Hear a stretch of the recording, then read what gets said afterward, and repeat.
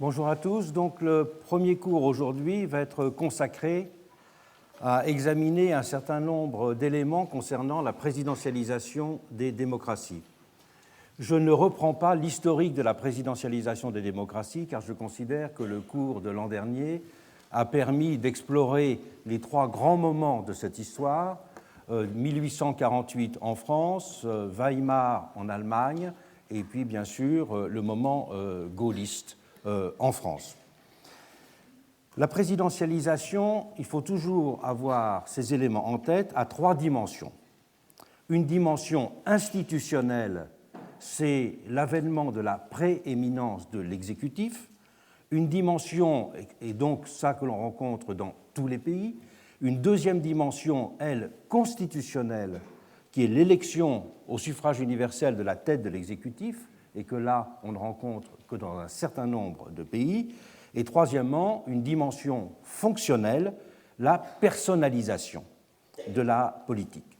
Cela que l'on rencontre dans tous les pays, que le président, la tête de l'exécutif, soit élu au suffrage universel, ou bien que le chef de l'exécutif, un Premier ministre, soit déterminé par ce qu'on a coutume d'appeler en sciences politiques des élections masquées. Dans le présent cours, je voudrais d'abord m'interroger sur les ressorts démocratiques de la présidentialisation.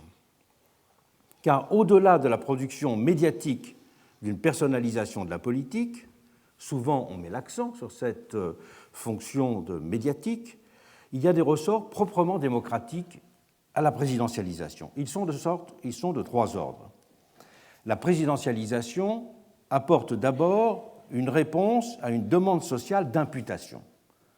La démocratie s'appréhende en effet au premier chef comme un régime dans lequel le pouvoir est responsable, l'élection n'étant qu'une des modalités de la mise à l'épreuve de celle-ci. Et la reconnaissance d'une responsabilité implique en effet un jugement. Elle instaure une forme de dépendance des gouvernants vis-à-vis des gouvernés. Elle n'a ainsi de sens qu'avec un pouvoir personnalisé, car elle doit être attributive pour s'exercer, alors qu'une assemblée, elle, est structurellement irresponsable.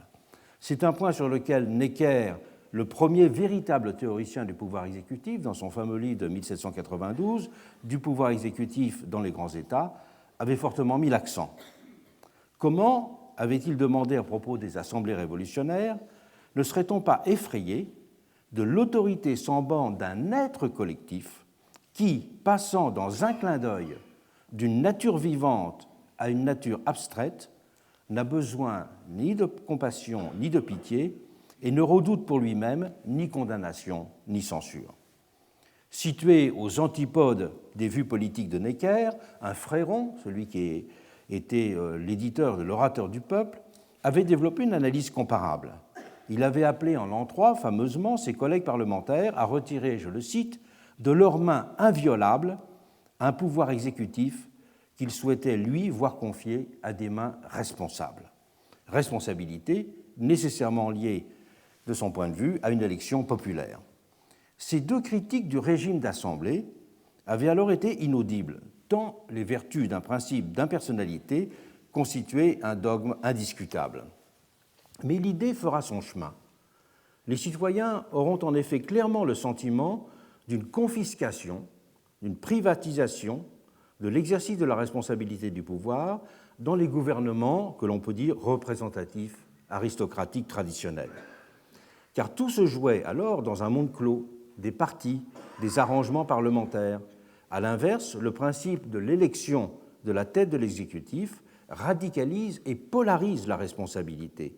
Et c'est ce qui rend ce principe attractif pour les masses dépossédées d'une capacité de peser sur le cours des choses. La présidentialisation, en second lieu, répond aussi à une attente sociale de volonté, car la personnalisation de la politique donne un visage à cette volonté. Cette dimension s'est d'abord accrue, il est important de le souligner, au fur et à mesure que s'est dissipée l'idée révolutionnaire. Quels qu'aient été ses modes d'expression, cette idée révolutionnaire revenait en effet à encastrer les projets de changement du monde dans une vision plus large du devenir historique. Le marxisme, qui a longtemps dominer l'imaginaire des partis de gauche dans le monde en a été une des théorisations les plus structurées. Avec lui, c'est l'histoire qui portait sur ses épaules la demande de volonté, constitutive de la modernité démocratique. Volonté dont chaque individu pouvait ensuite être un acteur en participant aux organisations chargées d'accompagner et d'accélérer le mouvement de l'histoire. L'effacement de la perspective révolutionnaire a, en conséquence, entraîné un sentiment de perte et de désappropriation qui a lui-même conduit à reporter l'attente de volonté sur la figure du grand élu. Report d'autant plus marqué que le pouvoir exécutif n'a cessé de s'affirmer. La présidentialisation, personnalisation des démocraties correspond en troisième lieu à une demande de plus grande lisibilité des institutions et des mécanismes de décision. Dans un monde gouverné par la complexification de ces mécanismes, marqué par l'anonymat toujours croissant des grandes bureaucraties, elle répond à une attente de simplification et de plus grande visibilité de la sphère politique. La tête de l'exécutif, avec l'omniprésence de son image et la reproduction de toutes ses paroles, tranche avec l'opacité ambiante du système politico-administratif. Cette présidentialisation se présente par ce troisième biais aux yeux des citoyens comme le vecteur d'une possible, je dis bien possible, réappropriation sensible de la vie politique. Ces trois vecteurs démocratiques rendent, à mon sens, ce mouvement irréversible. Mais il faut immédiatement noter qu'ils peuvent en même temps être regardés d'un œil suspicieux, chacun d'entre eux pouvant se retourner contre lui-même. L'exercice de la responsabilité s'opère ainsi plus clairement, mais en prenant simultanément la forme d'un chèque en blanc. L'exercice plus direct de la volonté risque de son côté en permanence de se dégrader en volonté spectacle. La possibilité d'une lisibilité plus grande des institutions peut enfin n'être qu'un mirage, un effet de communication. La présidentialisation des démocraties s'avère ainsi aussi problématique qu'incontournable. Mais on ne peut en rester à un constat aussi sommairement établi.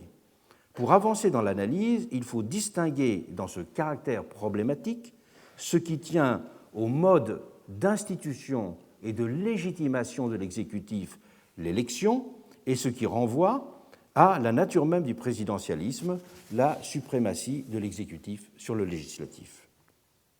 Considérons d'abord les limites spécifiques de la légitimation par l'élection dans le cas présidentiel. Les théories classiques de la légitimité ont été les théories de l'autorisation du pouvoir, rendant acceptable l'exercice d'un commandement. C'est bien de cette façon que Max Weber avait construit sa fameuse typologie.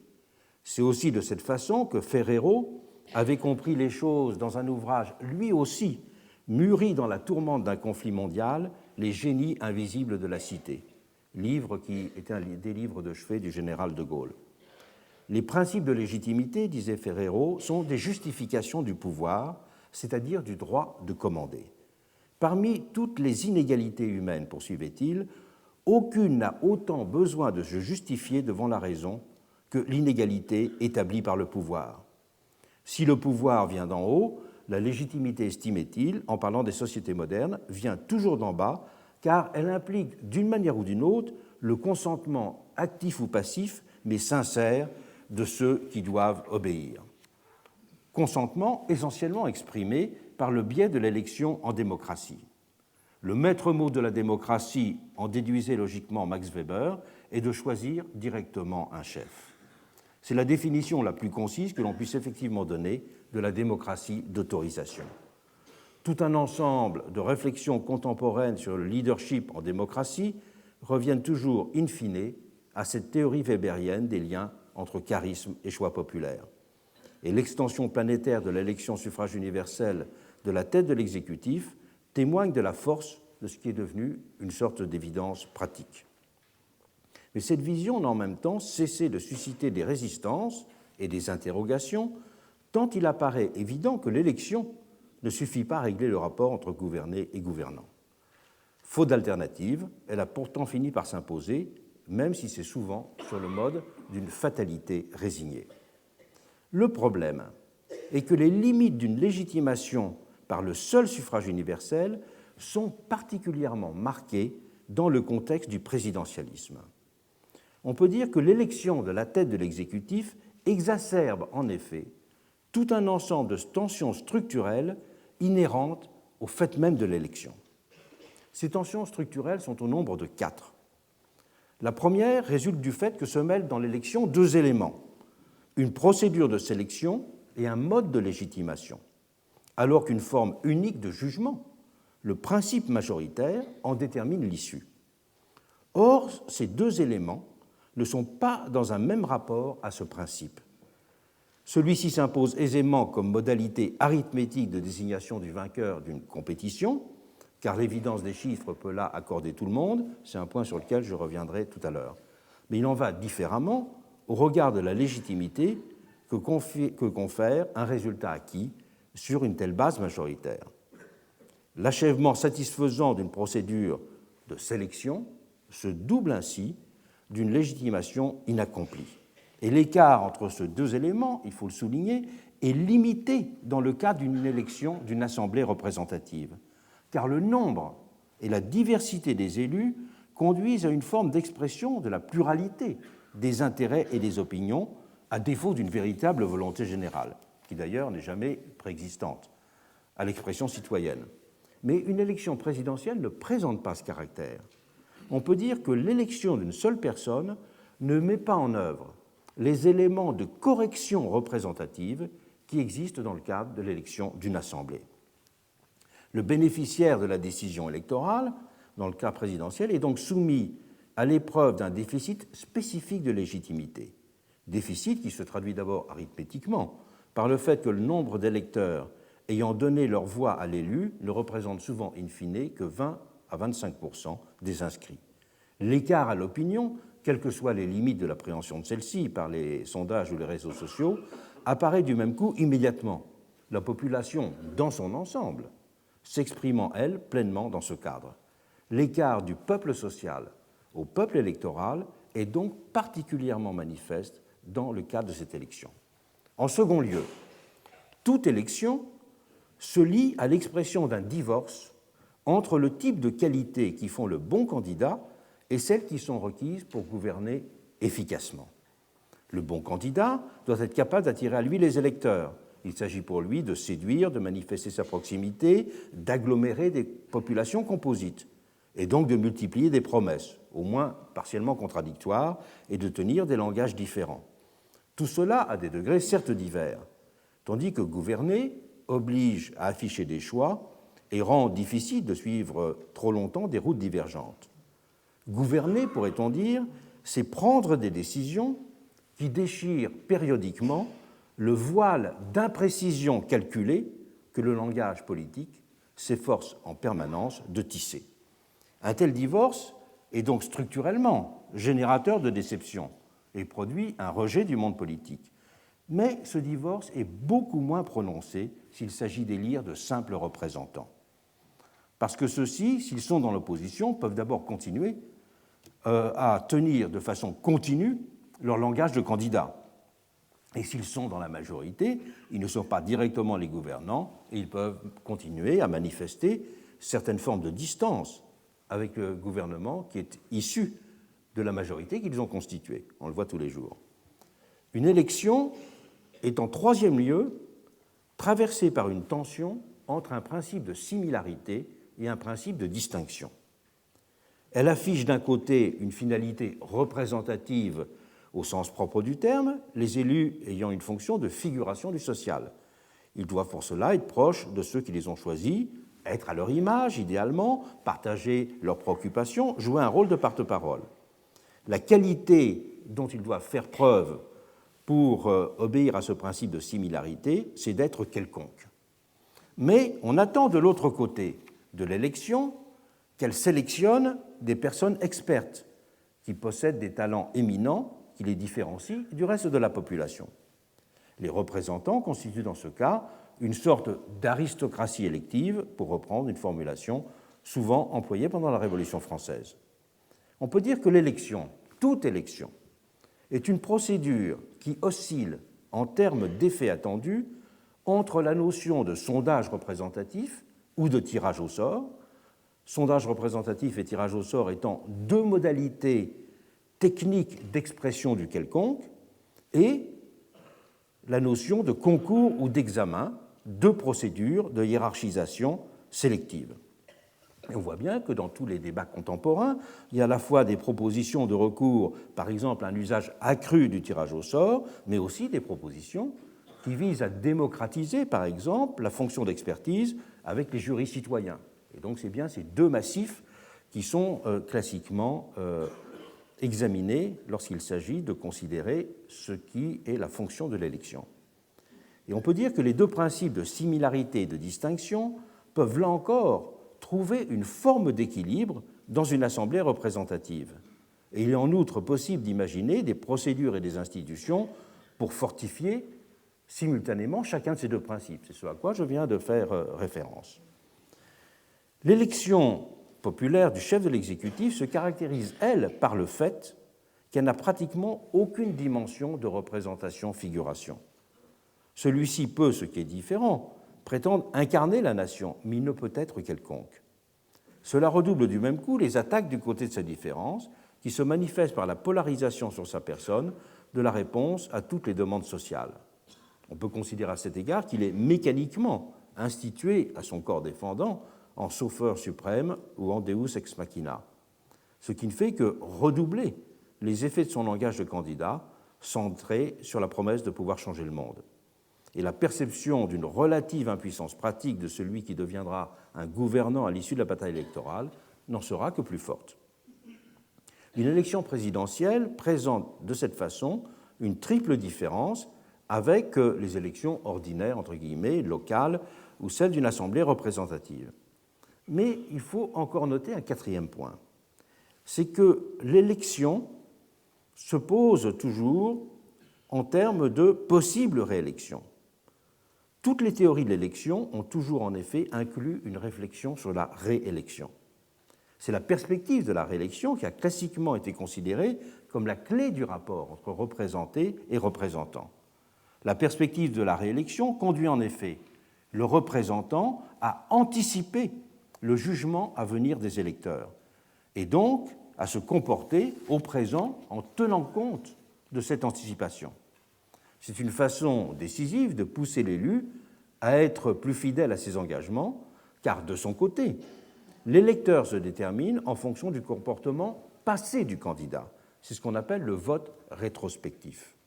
Cette dimension introduite dans le fonctionnement démocratique par la perspective d'une réélection et le caractère rétrospectif des motivations de l'électeur a bien été établi dans de nombreux travaux de sciences politiques.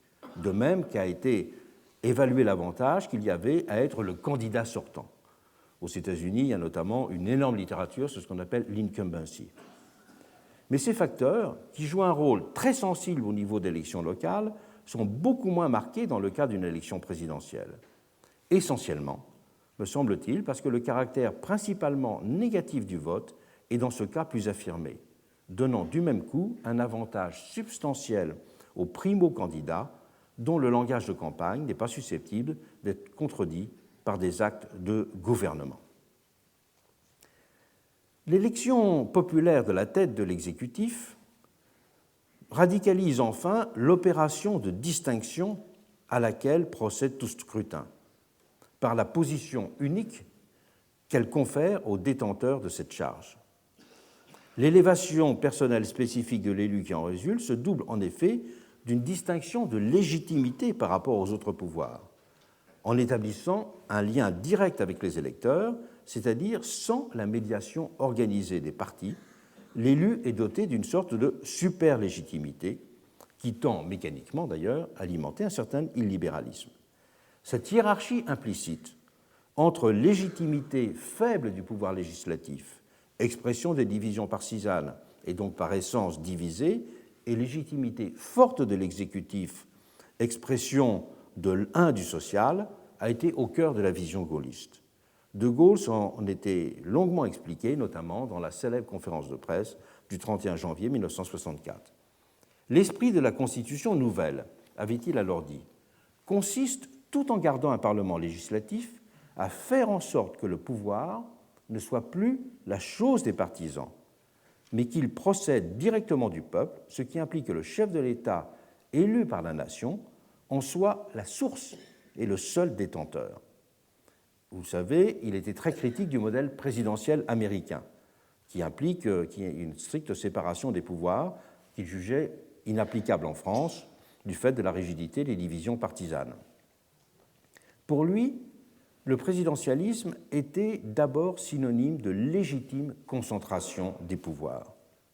Il a dit dans des termes sans équivoque: « Il doit être évidemment entendu », a-t-il dit dans cette fameuse conférence de presse. « Il doit être entendu que l'autorité indivisible de l'État est confiée tout entière au président par le peuple qui l'a élu, qu'il n'en existe aucune autre, ni ministérielle, ni civile, ni militaire, ni judiciaire, qui ne soit conférée et maintenue par lui. » Et la distinction entre les fonctions et le champ d'action du président et du Premier ministre était pour lui simplement une question de commodité gestionnaire dans les temps ordinaires.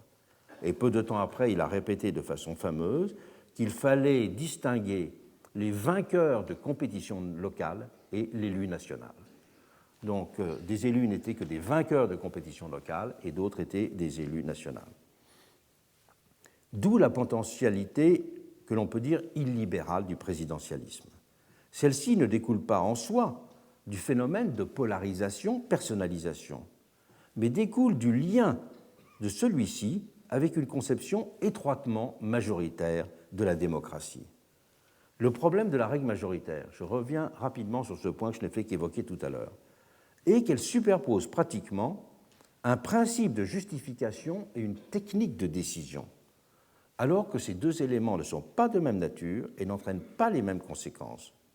En tant que procédure, la dimension arithmétique du principe majoritaire s'impose facilement à l'esprit, car tout le monde peut s'accorder sur le fait que 51 est supérieur à 49. Et son adoption permet d'imposer de façon incontestable un choix, donnant à la démocratie sa définition la plus simple, c'est le pouvoir du dernier mot. Et l'arithmétique est la forme absolue du pouvoir du dernier mot. Mais en termes sociologiques, on ne peut pas dire que la majorité exprime l'ensemble du peuple. Elle ne désigne qu'une fraction de celui-ci, même si elle est dominante. Or, la légitimation du pouvoir par les urnes a toujours renvoyé à l'idée d'une volonté générale qui s'exprimait. On a seulement fait comme si le plus grand nombre exprimait cette volonté. C'est sur cette fiction que repose l'élection démocratique. Fiction que l'on peut dire techniquement justifiée, mais dont le caractère de fiction doit rester présent à l'esprit. C'est ce qui conduit d'ailleurs à considérer comme limitée la légitimité d'un pouvoir consacré de cette façon. Cette limitation prenant par exemple la forme de la reconnaissance de droits intangibles des individus. Limitation qui procède en second lieu du fait que l'autorisation de gouverner que donne l'élection, en constituant la égalité d'un pouvoir, ne vaut pas comme validation automatique de toutes les actions et décisions de ce pouvoir. Le propre de l'élection au suffrage universel de la tête de l'exécutif est ainsi d'exacerber la fiction démocratique, en donnant une superlégitimité que l'on pourrait dire d'ordre strictement fonctionnel du fait de la taille de l'électorat concerné. Le propre du césarisme est d'être fondé sur la confusion d'une telle superlégitimité fonctionnelle qui conduit à une hiérarchisation des pouvoirs et d'une justification démocratique, fondée, elle, sur l'expression de la volonté générale, qui conserve, dans le cadre d'une élection présidentielle, pourtant cette dimension de fiction. Le césarisme prolongeant d'ailleurs cette première confusion fautive en évaluant toute expression sociale à l'aune de ce critère de représentation numérique. Je rappelle que Napoléon III justifiait de cette façon la nécessité ou la liberté qu'il avait de brider la liberté de la presse, en disant que la presse n'avait aucun caractère représentatif. Les journalistes, disait-il, n'expriment que des idées personnelles car ils n'ont pas été élus, alors que le pouvoir, lui, a été élu par une majorité. Et donc, la parole de l'élu de la nation doit l'emporter sur la parole privée de ceux qui, justement, n'ont pas élu. Et donc la presse, disait-il, est une rivale illégitime des pouvoirs publics. Et aujourd'hui, dans le monde, de fait, un certain nombre de gouvernements reprennent exactement cette théorie, pourrait-on dire, du césarisme. Sans avoir le droit d'élire, écrivait Granier de Cassagnac, un des grands théoriciens du régime de Napoléon III, la presse cherche à diriger les élections. Sans avoir le droit de figurer dans les corps délibérants, elle cherche à influer les délibérations. Sans avoir le droit de siéger dans les conseils du souverain, elle cherche à provoquer ou à prévenir les actes du gouvernement. De cette façon-là, on peut dire que le césarisme ramène l'ensemble des pouvoirs sociaux à ce pouvoir fondamental qui, lui, a été prouvé en quelque sorte, dont la nature dominante a été prouvée par l'élection.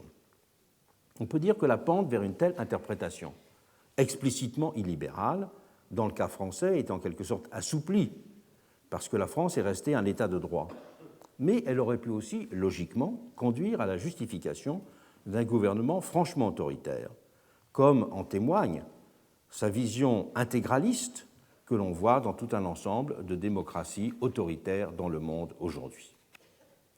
Ce spectre du césarisme a nourri une appréhension que l'on pourrait dire fataliste de la présidentialisation des démocraties, ce que l'on exprime lorsqu'on parle d'un phénomène irréversible. On ne peut revenir en arrière. C'est en effet la formule qui est invariablement utilisée par ceux qui déplorent ce qu'ils estiment être la maladie du présidentialisme et pour justifier en même temps leur résignation à voir s'imposer l'élection populaire de la tête de l'exécutif. C'est une façon de se dispenser de penser la question. Car de quelle nature est justement cette impossibilité? Tient-elle seulement à la force d'une habitude, au poids d'arguments dont la démagogie rendrait difficile la contestation? Ce serait alors dire qu'il est impossible de critiquer le suffrage universel dès lors qu'il a été accordé, qu'il y aurait un fait devenu irrésistible avec lequel il faudrait dorénavant composer. C'est d'ailleurs de cette façon que les conservateurs avaient effectivement fini par considérer le suffrage universel dans les dernières décennies du XIXe siècle en Europe. L'invocation de cette irrésistibilité du suffrage universel leur avait permis de dénigrer intellectuellement ce suffrage tout en consentant dans les faits à ce qu'il se soit imposé. C'était une sagesse d'impuissance qui s'était imposée à leur esprit. On ne saurait reproduire aujourd'hui cette attitude. L'élection présidentielle doit être justifiée en son principe et pas seulement comme une concession au hasard de l'histoire. Cette justification tient au fait qu'elle mobilise les citoyens, leur confère importance et dignité, les intéresse à la politique, même si elle exacerbe simultanément, comme on l'a vu, les dangers, les pathologies et les limites propres à toute élection. Le vrai remède est double. Il consiste d'abord à organiser le présidentialisme comme régime, de telle sorte que soit contrôlée sa propension à l'illibéralisme, et ensuite à le penser comme gouvernement démocratique. Parlons d'abord de la régulation de l'illibéralisme comme régime.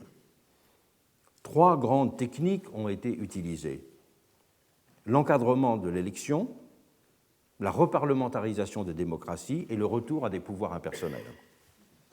L'encadrement de l'élection d'abord. De toute l'élection, celle de la tête de l'exécutif est déjà, il faut le noter, la plus strictement encadrée dans de nombreuses constitutions. Presque partout, les constitutions prévoient une limitation du nombre de mandats qui peuvent être exercés ou fixent des règles de consécutivité, règles qui sont toujours plus contraignantes que celles qui régissent les élections de parlementaires ou d'élus. Regardons qu'aux États-Unis, le Sénat américain est maintenant devenu presque un Sénat à l'ancienne, composé de figures riches qui sont en place depuis peut-être une vingtaine d'années pour beaucoup d'entre elles, alors qu'aux États-Unis, le mandat du président est limité à 2. On notera d'ailleurs que c'est sur ce point que se joue très souvent la dérive autoritaire des régimes. La dérive autoritaire des régimes passe souvent par le fait que des présidents en exercice manœuvrent pour introduire des modifications constitutionnelles qui visent à supprimer ce type de limites. Et c'est quelque chose de très fréquent, on le voit tous les jours. La possibilité, en second lieu, d'un recours à des procédures de révocation a souvent été mise en avant pour peser sur les élus et les inviter à rester fidèles à leurs engagements. Et le débat sur l'introduction de ces procédures a une longue histoire. On en retrouve la trace dans l'Antiquité, il a aussi lieu au moment de la Révolution française ou lors de la discussion de la Constitution américaine de 1787. Au XIXe siècle, l'exemple de la Commune de Paris a encore souvent été évoqué, et on se souvient des célèbres formules de Marx à ce sujet, ainsi que les promesses de Lénine en 1917 n'ont suivi d'effet d'un pouvoir des soviets fondé sur la notion de possible révocation. Mais la question, il faut le souligner, a plus souvent été abordée sous les espèces d'un vague idéal démocratique que précisément discuté en termes procéduraux pour être mis en application. Cette notion de révocation est en fait beaucoup plus complexe qu'il ne semble. Elle s'est historiquement inscrite dans trois cadres fort différents. Premier cadre, celui de la mise en œuvre d'une procédure judiciaire qui vise à destituer le titulaire d'une charge publique. C'est le cas de l'impeachment américain. Procédure qui a conduit à plusieurs reprises à mettre en accusation un président.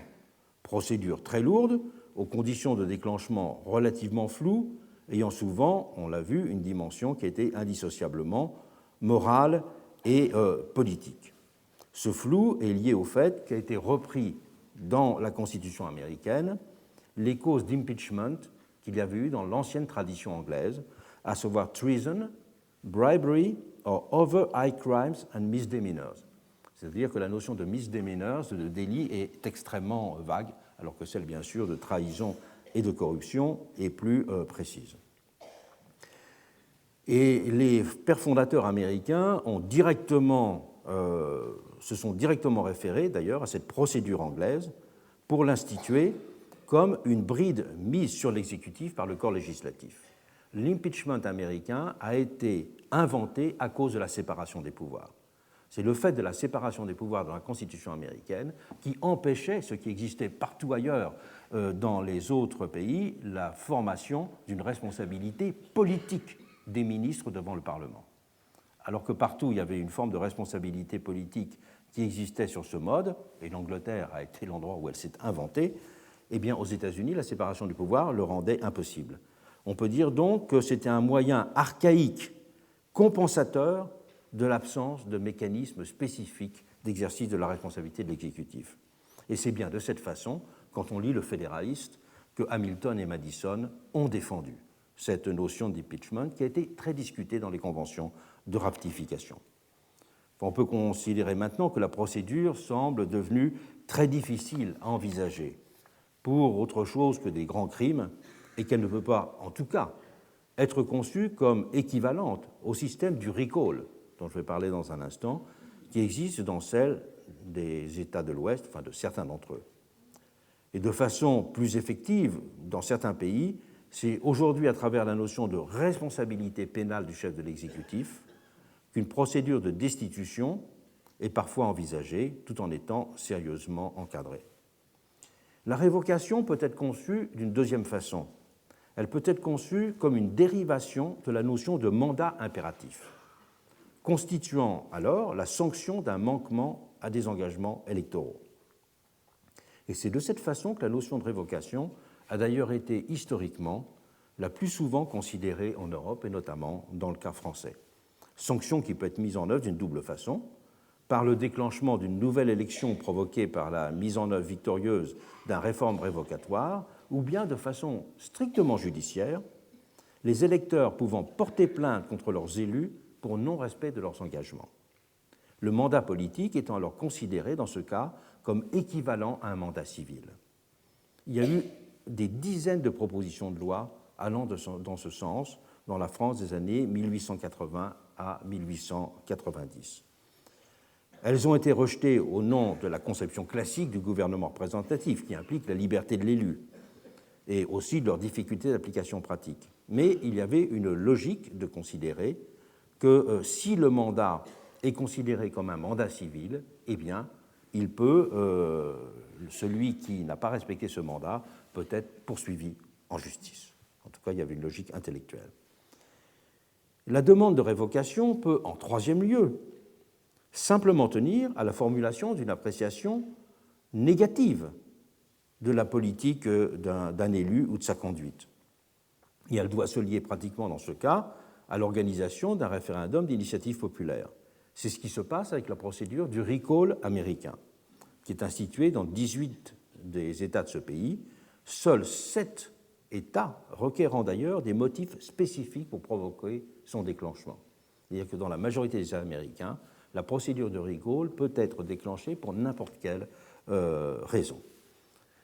Il est difficile de parler en général du recall américain parce que le droit électoral aux États-Unis n'est pas un droit fédéral.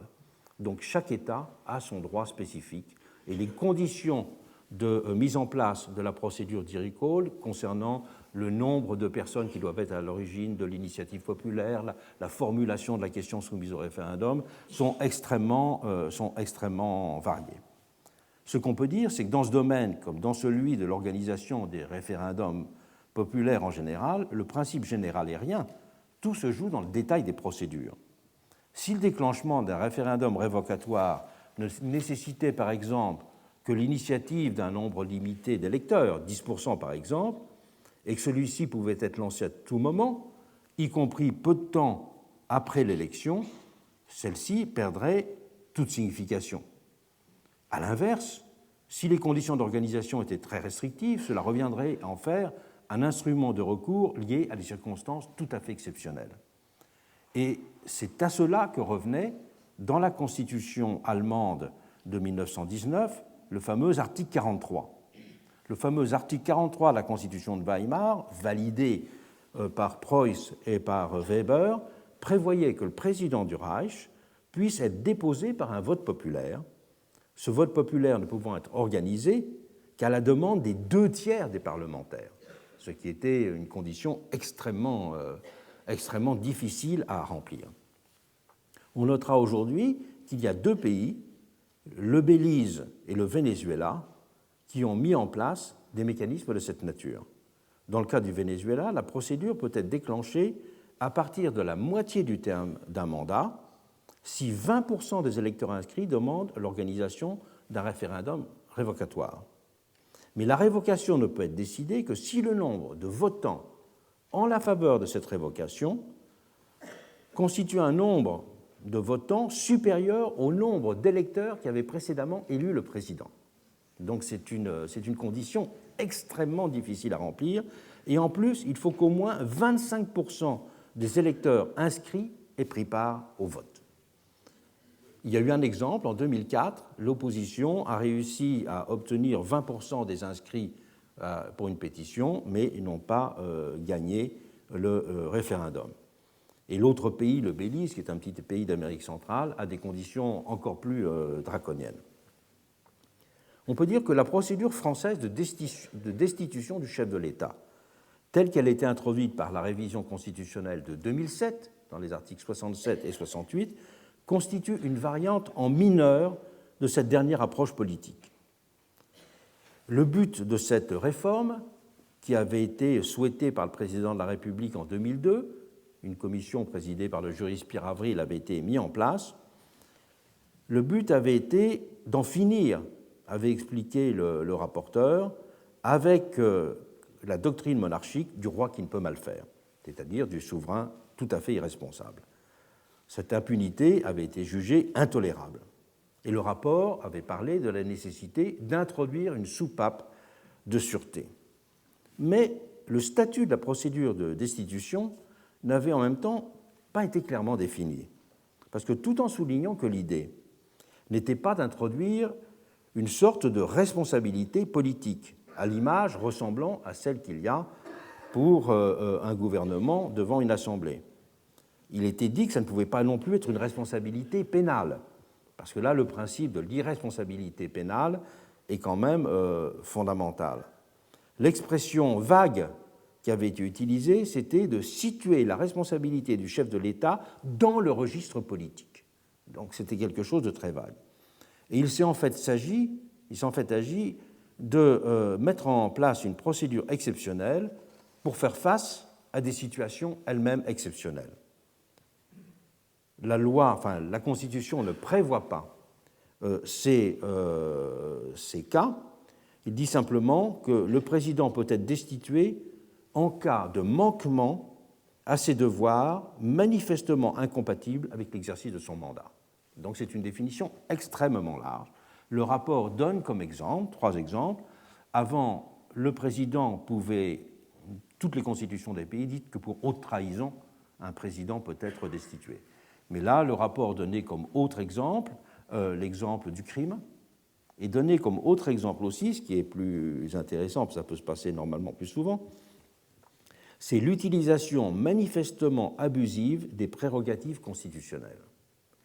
Il donnait comme exemple, comme utilisation manifestement abusive des prérogatives constitutionnelles, un usage déplacé de l'article 16, donc c'est extrêmement important. Il donnait aussi le fait qu'on refuse de promulguer des lois, chose qui peut être très importante en cas de cohabitation, ou de convoquer le Conseil des ministres, ou de signer des décrets en Conseil des ministres, voire de ratifier, qu'on refuse de ratifier des traités.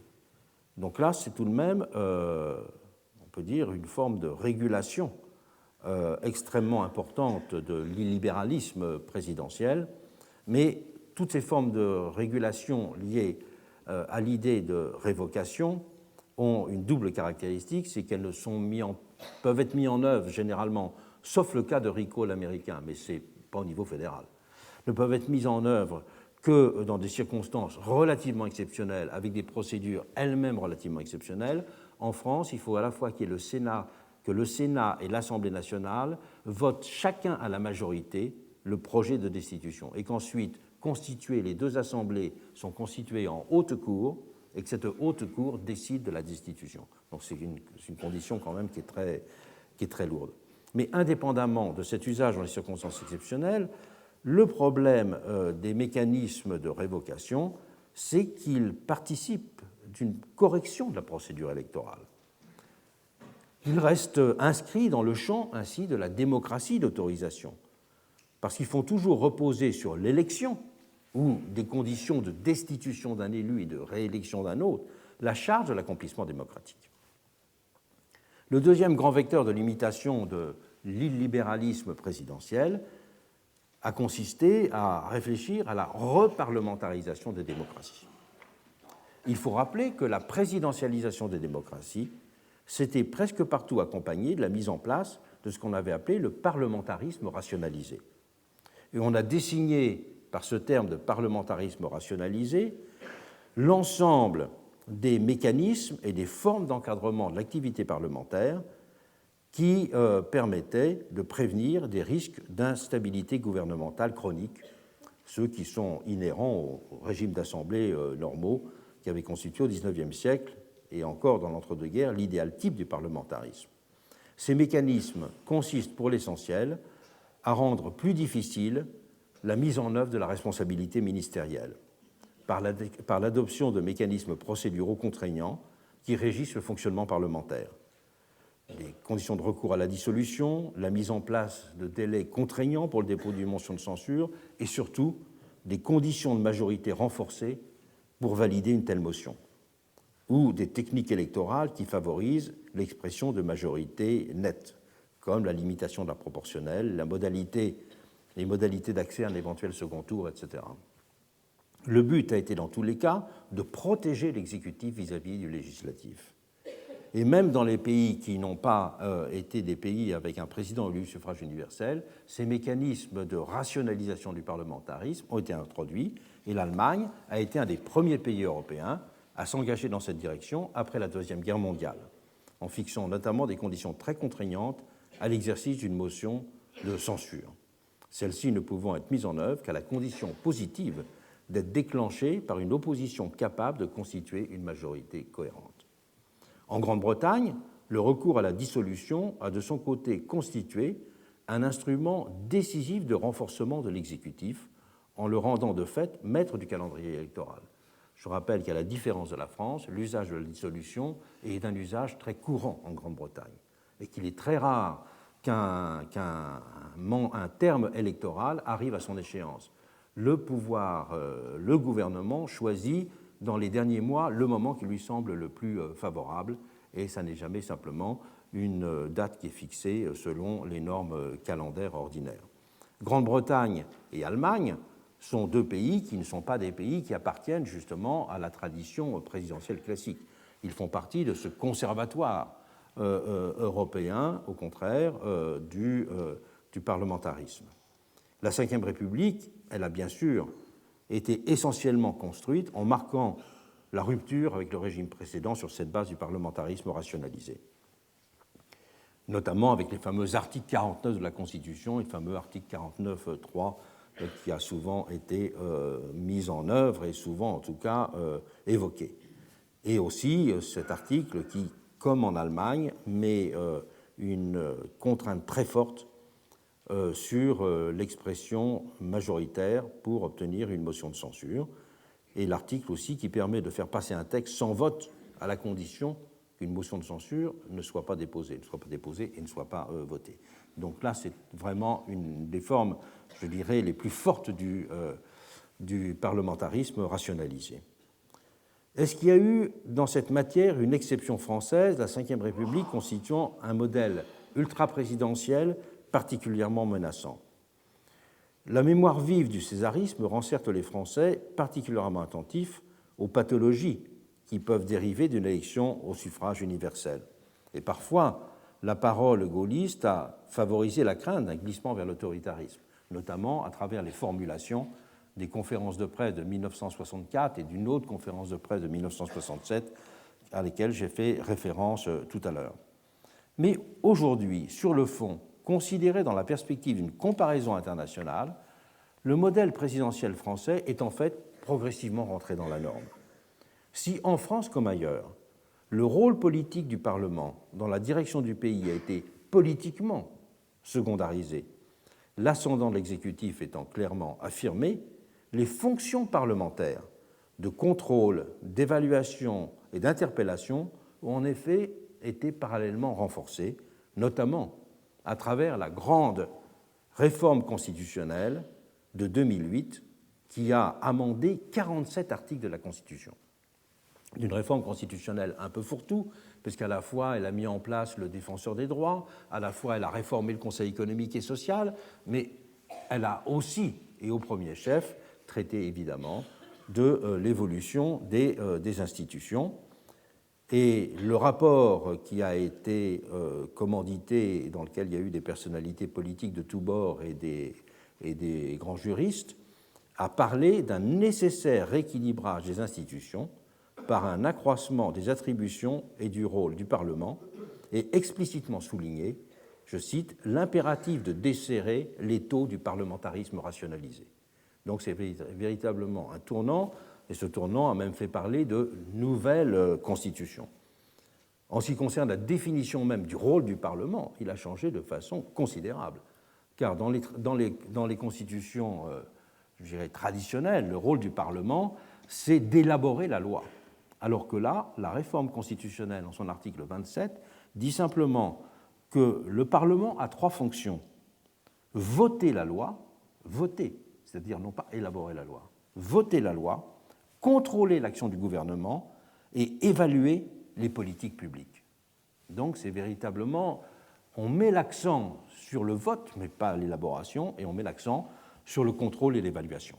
Et effectivement, beaucoup d'articles de cette révision constitutionnelle ont prévu les conditions dans lesquelles des commissions parlementaires pouvaient avoir un rôle accru, comment la Cour des comptes pouvait se mettre au service du Parlement, et indépendamment de certaines modifications concernant un usage, je dirais, exagéré du 49.3, notamment à partir du rôle que peut jouer l'Assemblée des présidents, il y a eu tout de même, on peut dire, globalement, un grand changement. Mais c'est une reparlementarisation que l'on peut dire fonctionnelle. Elle oblige le pouvoir exécutif à s'expliquer davantage et permet au Parlement d'être plus vigilant. Mais il n'y a pas d'inversion de la prééminence politique des organes gouvernants sur le Parlement. Dans le cas français, il y a même eu un renforcement de la position présidentielle vis-à-vis du Premier ministre. Parce que maintenant, il est dit que le président de la République est celui qui définit la politique de la nation. Alors qu'avant, ce rôle était donné au gouvernement, alors qu'actuellement le Premier ministre est simplement celui qui conduit cette politique. Donc il y a une différence qui est tout de même notable. Cependant, malgré cela, on peut dire que l'ultra-présidentialisme de type autoritaire et populiste ou populiste reste très prégnant dans le monde. Mais il reste très prégnant là où règne ce que j'appellerais un électoralisme majoritarien dominant. Prospèrent en effet dans ces cas des régimes dont les fondements et la rhétorique renvoient directement au modèle français du Second Empire. Se distinguent évidemment aussi forcément du présidentialisme à cet égard les monarchies constitutionnelles démocratiques auxquelles j'ai fait référence tout à l'heure. La troisième façon, très importante, d'avoir en quelque sorte canalisé les potentialités illibérales du présidentialisme, c'était la résurgence de nouvelles formes d'impersonnalité dans les démocraties. Si la rupture avec l'ancien monde de l'impersonnalité est une des caractéristiques majeures de la démocratie présidentielle gouvernante, de nouvelles formes d'impersonnalité ont en même temps fait récemment leur apparition. Formes qui ont une fonction correctrice de la propension à l'illibéralisme. La constitutionnalisation croissante des démocraties en est une des expressions les plus notables. C'est sur ce mode de la constitutionnalisation que s'est aujourd'hui opérée une forme de retour à l'ancienne idée du règne de la loi. Il est en effet frappant de constater que ce sont les articles des constitutions qui présentent les caractéristiques désirables que l'on attendait des lois au XVIIIe siècle. 3 caractéristiques désirables, la concision, l'immutabilité et le petit nombre. Avec la différence majeure que l'organisme qui est chargé de veiller au respect du texte n'est pas un simple exécutant passif. Les cours constitutionnelles interprètent les textes en cas de litige sur sa portée. Si ces cours présentent la caractéristique également décisive d'être des organismes collégiaux, qui rappellent en cela la vision ancienne des exécutifs, elles sont éminemment actives, et c'est leur autonomie qui constitue dorénavant un des garde-fous les plus sûrs pour conjurer un glissement illibéral des pouvoirs gouvernants. En second lieu, les autorités indépendantes de surveillance et de régulation, dont le statut n'a d'ailleurs été que très peu théorisé, j'avais consacré il y a quelques années un cours qui était publié dans le livre « La légitimité démocratique » sur le sujet, sont en charge d'un nombre toujours plus important de domaines de la vie économique et sociale, voire politique, en matière d'organisation électorale par exemple. Ces autorités incarnent une autre modalité d'un retour à l'impersonnalité. Ce sont des institutions, elles aussi, il faut le souligner, qui se caractérisent par le fait qu'elles sont organisées sur un modèle collégial.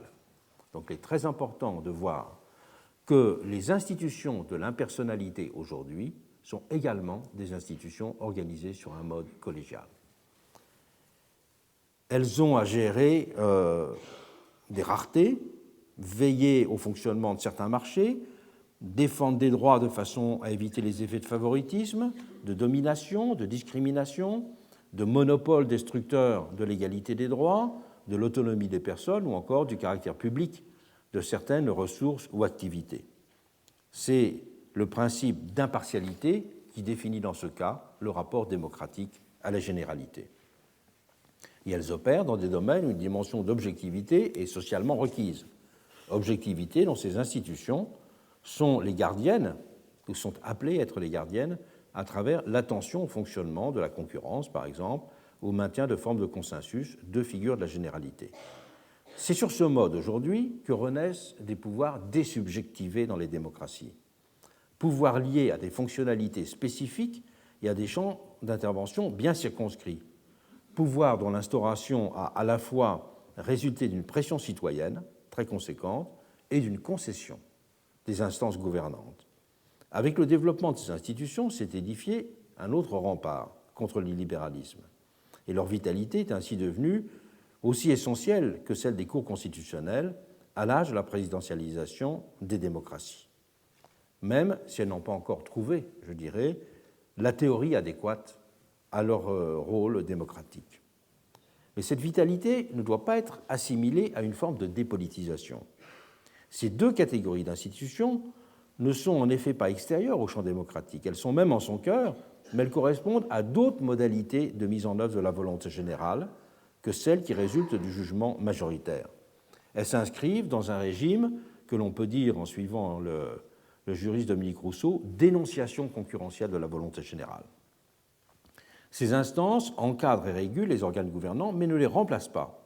Ceux-ci conservent un champ d'action considérable, celui de tous les domaines dans lesquels des différends en matière de gestion économique, de politique publique ou de conception de la justice, pour ne prendre que quelques exemples, appellent là des choix tranchants. Ces institutions ne procèdent donc pas, il est très important de le souligner, des perspectives qui sont, elles, franchement antipolitiques et antidémocratiques, qui sont liées à la vision de l'impersonnalité qui sous-tend la notion de constitutionnalisme économique, tel qu'il a été défini par James Buchanan dans le prolongement des travaux de Hayek. Ces auteurs en revenaient, eux, avec cette notion de constitutionnalisme économique, à l'utopie du XVIIIe d'un monde uniquement régi par le marché, jugé exprimer la plus objective des règles, celle de l'ordre naturel. Et Hayek, on le sait, avait défini dans cette perspective l'idée d'une démarchie comme type d'ordre concurrent de la démocratie, dans lequel la volonté humaine ne jouerait plus aucun rôle. Cette volonté humaine étant jugée structurellement arbitraire, que ce soit pour des raisons d'information incomplète ou de biais partisans. Je rappelle que c'est aussi dans la même perspective que le prix Nobel d'économie a été abordé il y a 10 ans, en 2004, à deux personnes, Kim Blunt et Prescott, qui prétendaient avoir démontré que l'application mécanique d'une règle stable produit toujours de meilleurs résultats que des décisions politiques. C'est leur fameux article qui s'appelait Rules versus Discretion. Chez eux, comme chez Buchanan ou Hayek, la règle génératrice d'automaticité est destinée à éliminer l'idée même de choix qui pourrait être alternatif. Et donc il s'agit là d'une impersonnalité totalisante et non pas de l'impersonnalité fonctionnelle à laquelle correspondent l'activité des autorités indépendantes et des cours constitutionnels.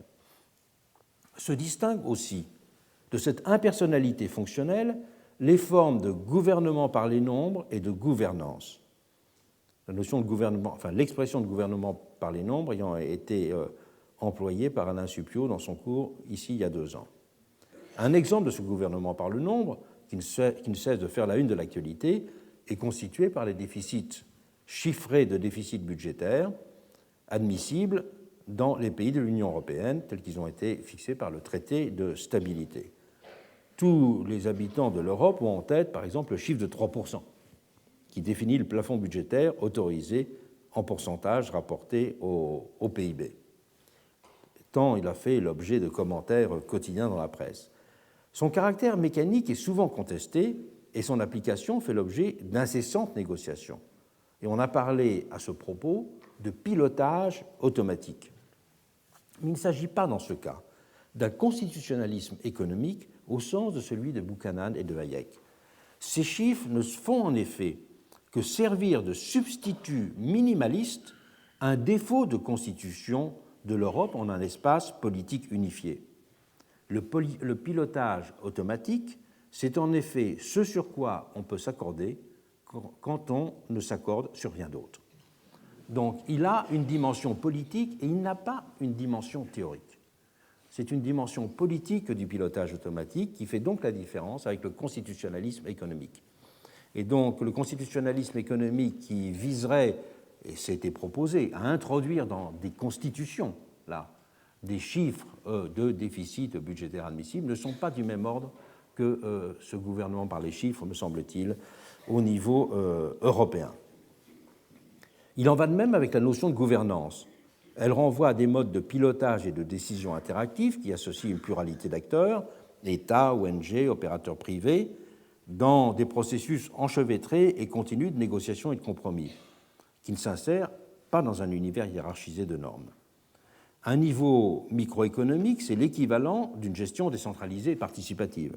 Au niveau international, puisque c'est surtout au niveau international que l'on parle de gouvernance, ou parfois au niveau local, disons, pensons aux conférences sur le climat pour illustrer le propos, c'est là aussi le substitut à un inexistant gouvernement mondial, sous les espèces d'un bricolage participatif.